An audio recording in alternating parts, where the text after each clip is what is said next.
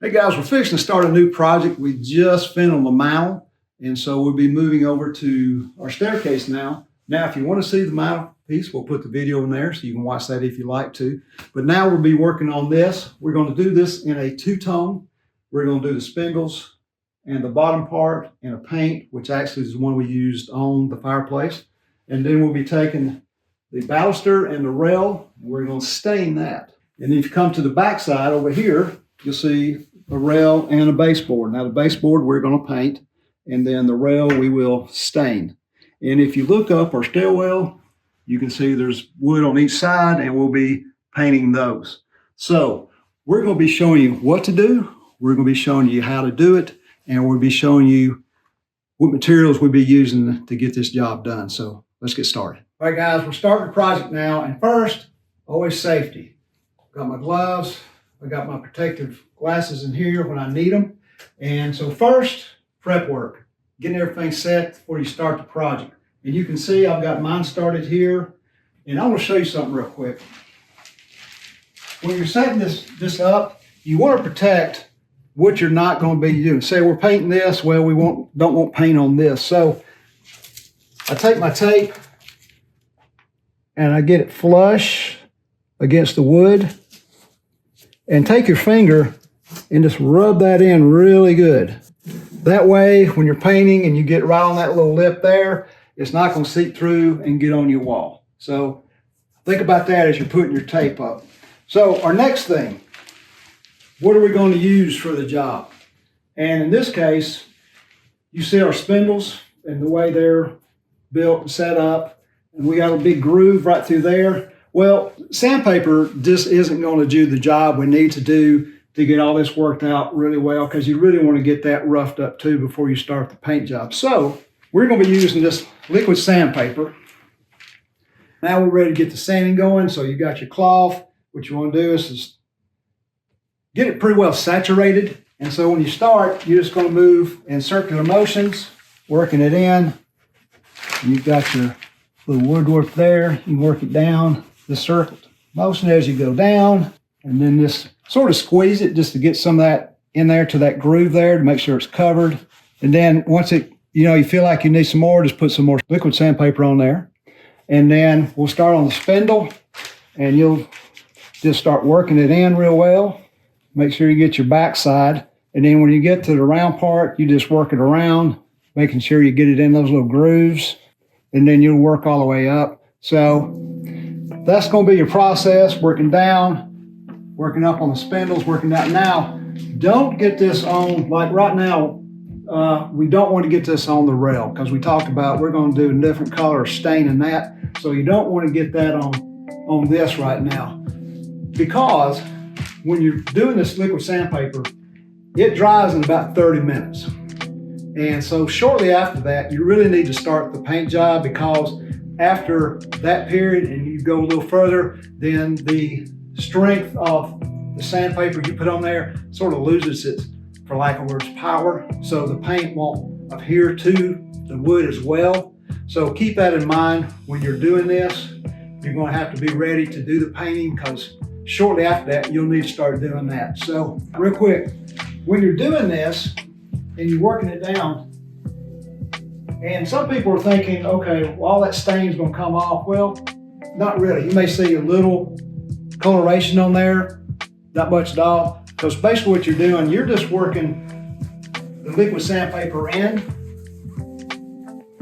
which opens up the wood to be able to receive the paint or whatever you're doing. So think about that when you're going along, to where you're not messing it up, it's not working. You think it's not working, well, it's working. That's what it should be doing.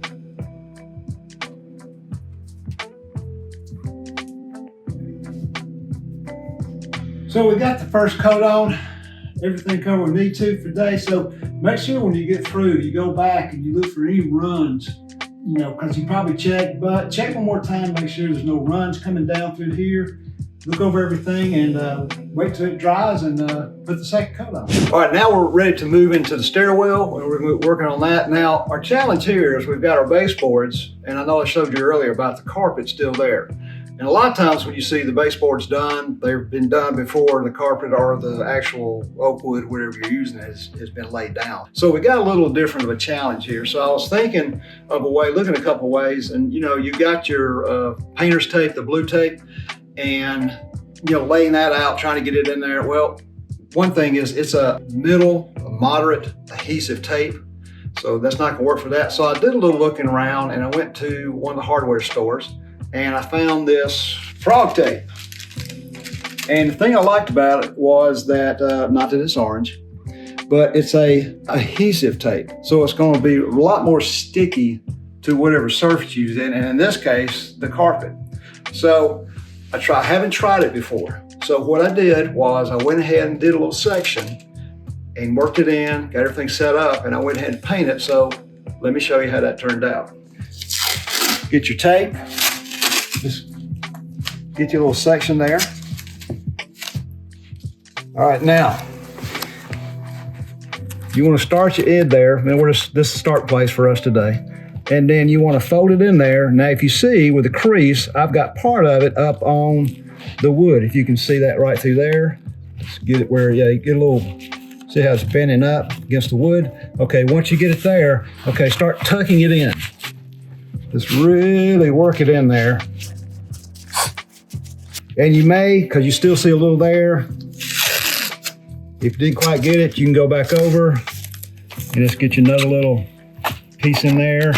And then just, if you see anything carpet-wise, just get you another piece and just really tuck it in there well. Just really tuck it in there. And then you'll just follow that same process. And like I said, there may be some times you had to pull your tape back up because you didn't get it where you wanted, and that's okay.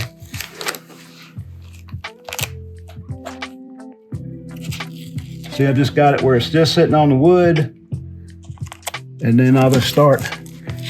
And if you need to, you get a little plastic trowel. And I had one right here somewhere, but I don't know where it went. So, and just sort of, you can press in like with a little plastic, nothing sharp. Oh, thank you. My assistant helps me out here. There we go. And just crease, don't do it too hard, just enough to push it in. And you'll follow that same process all the way down to get it set and go up. And then we'll start the paint process. So I'm gonna go ahead and get the next probably 5 or 6 steps set up, and then I'll show you as I'm painting how that goes. Hey, a couple things before we get started painting here. When you're working in these corners like this, less on the brush is better than too much, because you wanna get an idea of what you got on there before you get close, because you don't wanna have too much there, because that's gonna cause you a problem. So get brushing there higher, and then you just sort of work in to where you need to go. So it works out where I didn't have too much on there, so I can spread it out pretty evenly without having to worry about getting too much down in the groove there. Because when you have too little on there, it gives you room for error, and of course you can come back when you got too much, then you got a bigger issue, and it's hard to correct those problems. So just a couple things as you're going along. Like I said, just take your time. All right, so we just finished up our center boards and going up the sides there. Got all that completed. No paint on the carpet, which is awesome. So now we're going to get to the rail and the baseboard on this side. We're going to take off the rail first, and we also will be replacing the hardware that goes up, and then we'll get the baseboard taped up, get it painted. Then once we get that done, then we'll start the stain process on both rails on both sides, and of course the baluster. And we'll do that, and I'll show you that when we get ready. And once we get everything broken down, taped up, I'll let you see the process. Okay, so I've got the rail off, and you can see here where my hardware was. I had to sand that down a little just because it was a little rough when I took the screws out. So what I'm gonna do there is I'm gonna refill those holes, because like I said, it's been 40 years and the banister has become a little loose for one reason or another. So what I wanna do, I'm gonna put some of this plastic wood in there to sort of seal those holes up to where it's got like wood fiber in it. It's more of a flexible filler. It's really great for like if you're having to fill in holes for like if you're, got stain going, or if you're having to really match up a paint, it works well with that. So a good little product. But what I'm gonna do is I'm gonna take that and I'm gonna fill these holes in. Hey, just want to give you a little update. We put the DAPS plastic wood filler on there, and when I was telling you do it, just get it filled in. Don't worry about getting a little messy, that's fine. So let it dry, get set in there for a while. Got it sanded down. I think it turned out really smooth. For one thing, we end up deciding to go with different hardware, so we won't be using the same holes that we used before. But that's fine, because like I said, I think we got it really well. So once we get the paint job on there, I think it's gonna look great, and we'll go from there. All right, so we've got all the painting done. We've got 2 coats and everything. I think we covered it well. So now we're gonna move into doing the stain on our rail and our balusters.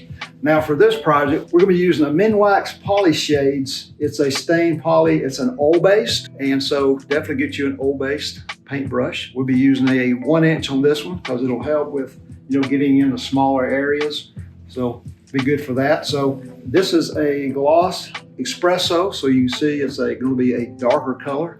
Now the way we're going to do this is, remember earlier I showed you we're using a liquid sandpaper on here to break up the old stain so the paint would absorb in there. We're not going to do that with this. We're going to be using this, laying the new stain on top of the old stain. What that'll do is it won't absorb like typically you would see, because what we're doing is we're going for like an old antique look. And so we'll be putting that on top. And it's easier really to show you than me telling you, because I know I'm not doing a great job on explaining it to you. So we're going to show you the process.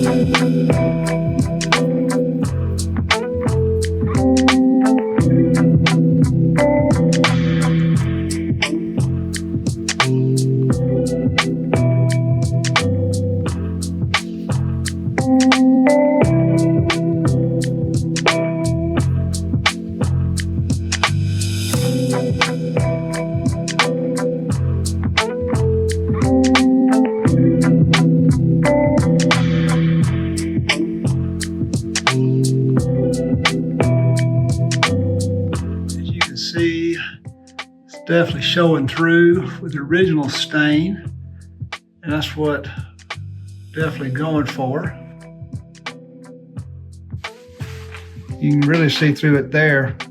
It just sort of sits on top and bubbles up some places, and like I said, that's what we're going for.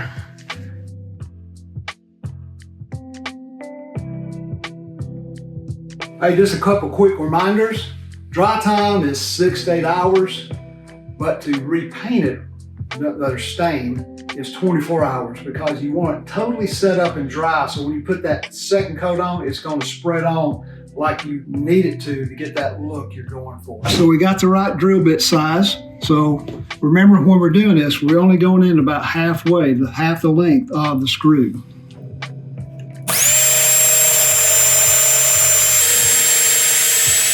All right, now we're going to put in our hardware. So I've got the screw to set in, hand and just to get me set up and going.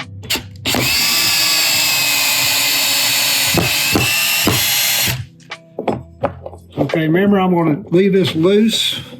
I'll get it just a little more snug. Just so it's barely moving. And so we'll go up and we'll do the same thing to the next 3. And then we'll be ready to put our rail on.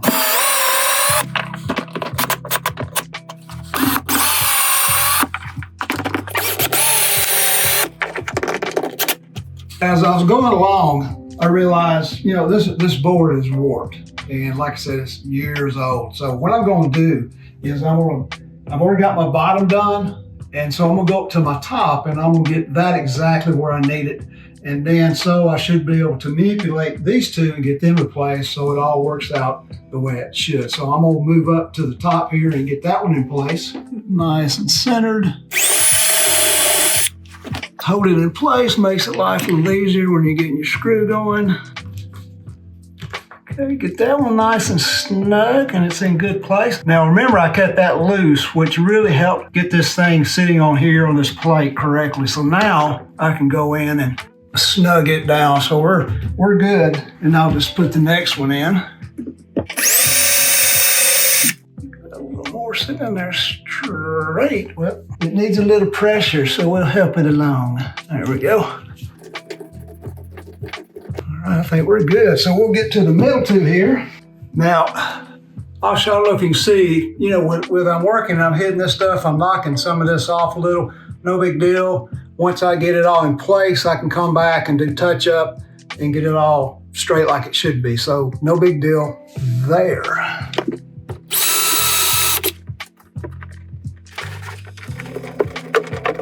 Okay, that was good and snug. Then I can go now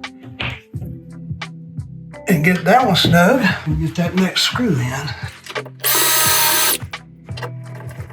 All right, so one more to go.